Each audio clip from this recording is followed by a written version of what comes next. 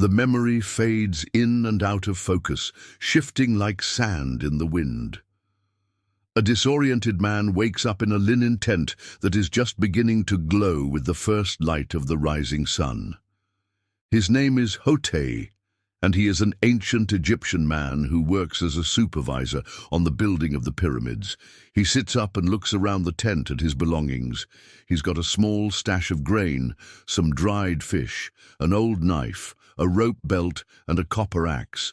He takes his belt and drapes it over his shoulder and grabs his axe. He walks over to the front flap of the tent and looks outside. It's time to get to work. In the distance, the sky is beginning to lighten as the sun rises over the horizon. To the east, there is the small village where he and the other workers live. And behind him, stretching into the clouds, are the great pyramids of Giza, still very much under construction. He runs his hand over the flap of the tent and tugs it open, stepping out into the morning. He squints against the bright light of the rising sun, letting his eyes adjust so that he can look out over the vast construction site before him. In the near distance, across the flat desert sands, workers are dragging huge blocks of stone. Higher up on the pyramid, others are using ramps to bring up even larger stones. The heat of the day is beginning to build, and already the air is filled with dust. You can hear the sounds of chisels ringing against stone, the shouts of men giving directions, and the constant wind that blows across the desert sands. Hotei takes a moment to breathe deeply and center himself, letting the sounds and sights of the desert wash over him. He turns and walks away from the camp, starting his long walk toward the entrance to the pyramid where he will begin his work for the day. As he walks, we see the world through his eyes. We pan along with him, following his gaze. We see the backs of two men walking side by side, talking and pointing in the distance. There is a line of workers walking in the opposite direction, their shoulders slumped with fatigue. Up ahead, a group of men are sitting around a fire, eating their breakfast, while a few others tend to the cooking fire. Atop a nearby dune, a lone camel grazes on some sparse desert vegetation.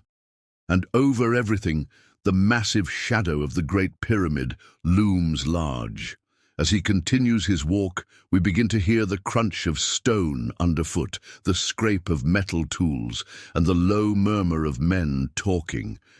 We pass a group of workers dragging a huge block of stone, their muscles straining with the effort. The stone is too big for any of them to carry, and they must lean against each other for support.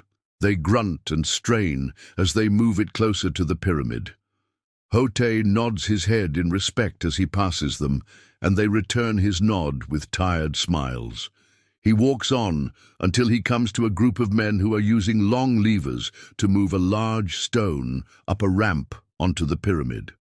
They work together in unison, lifting and balancing the stone as it moves higher and higher. The stone crashes to the top of the ramp with a loud thud, and the men wipe the sweat from their brows. One of the men looks up and sees Hotei approaching and calls out to him, "Hey, over here!" Hotei waves back and keeps walking, but his eyes never leave the stone masons. As he watches, one of the men slips and falls, crashing to the ground with a sickening crunch. The others rush to his side, and Hotei runs over to help. He kneels down next to the injured man and asks, "Are you all right?" The man looks up at him with pain in his eyes and whispers, "I think my leg is broken." Hotei nods his head and tells the others, "Get some water and a bandage from the medical tent. We need to get this man back to the village." Together, they carry the injured man off the pyramid and lay him down on a stretcher. They walk slowly, carefully moving over the uneven terrain until they reach the medical tent.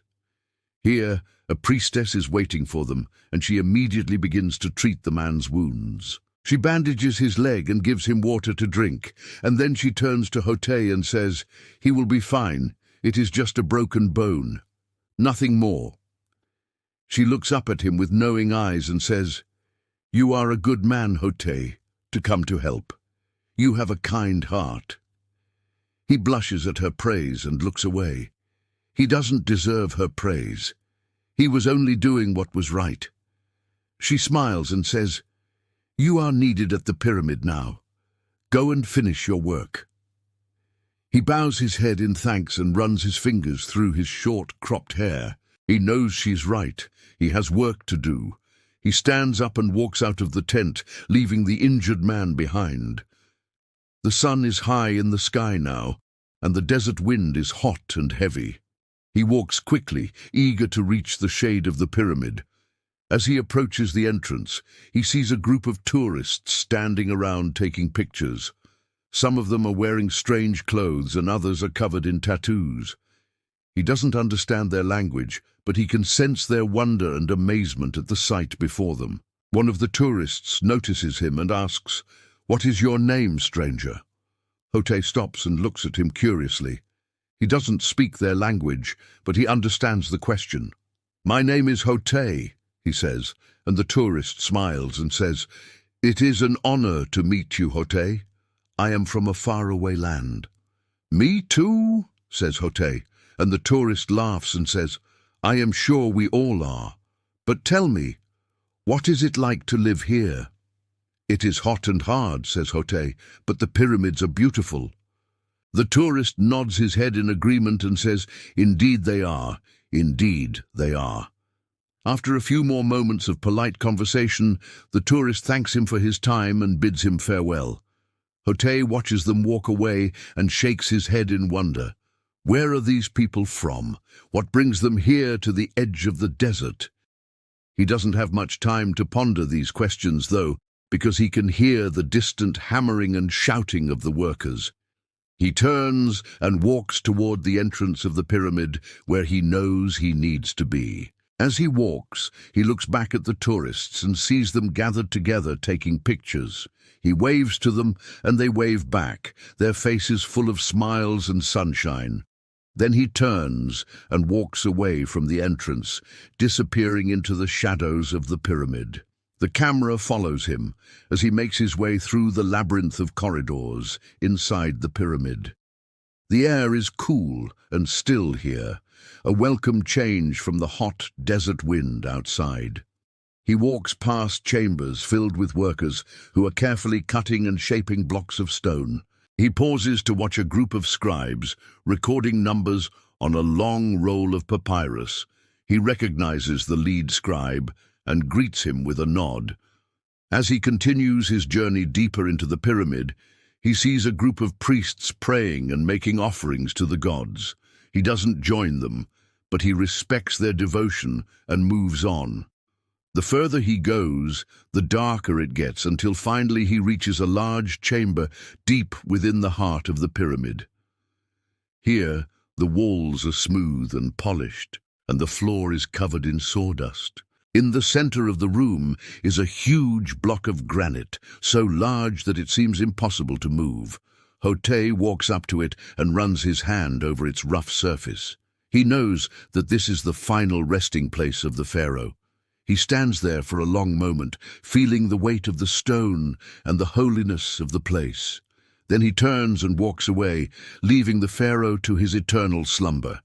He walks back the way he came, passing the workers and the scribes, the priests and the tourists, until he reaches the entrance to the pyramid. The sun is beginning to set now, painting the sky in hues of orange and red. He steps out of the pyramid and into the warm evening air. He looks back at the massive structure before him and feels a sense of pride and accomplishment. He has worked here for many years now, and he has seen the pyramid grow from a small mound of dirt to the largest structure in the world. He knows that when he dies, he will be remembered as one of the builders of the pyramids, and in a way, he is already part of the monument itself. The camera pans away from him as he disappears into the gathering darkness, leaving us with a final glimpse of the Great Pyramid of Giza, bathed in the golden light of the setting sun.